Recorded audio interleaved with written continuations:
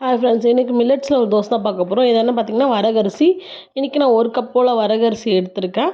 எந்த கப்பில் வரகரிசி எடுக்கிறீங்களோ அதே கப்லேயே மற்றதெல்லாம் மெஷர் பண்ணிக்கலாம். இதில் 1/4 கப் உளுந்து சேர்த்துருக்கேன். ஒரு 1/4 கப் போல் அரிசி பச்சரிசி சேர்த்துருக்கேன். ஒரு ஸ்பூன் போல் வெந்தயம் சேர்த்துட்டு நல்லா ஒரு 5 தடவை போல் வாஷ் பண்ணி தண்ணியில் வந்து நல்லா ஊற வச்சிடலாம். இப்போ நான் நாளைக்கு செய்யறதுக்குன்னா இப்போ 2 மணி போல் ஊற வச்சுருக்கேன். அப்போ தான் நைட்டு ஒரு 9 மணி போல் அரைக்கிறதுக்கு கரெக்டாக இருக்கும். நல்லா ஊறினா தான் வந்து மிக்சியிலே போட்டு அரைக்கிறதுக்கு ஈஸியாக இருக்கும்.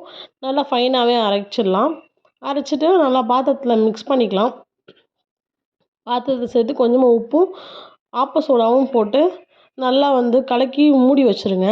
தட்டு போட்டு மூடி வச்சோன்னா காலை நல்லா உப்பி நல்லா பொங்கி வந்துடும். அப்படியே டேரெக்டாக நம்ம தோசையோ இட்லியோ ஊற்றிக்கலாம். சூப்பராக இருக்கும். ஹெல்த்தியான ரெசிபி இது.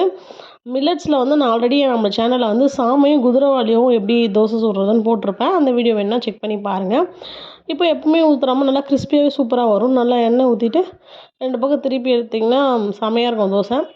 நீங்களும் ட்ரை பண்ணி பாருங்கள். இதோட நம்ம தோசைக்கு சாம்பார் சட்னி அந்த மாதிரி எது வேணாலும் சாப்பிட்லாம். நான் இன்றைக்கி கார சட்னி தான் செஞ்சுருக்கேன்.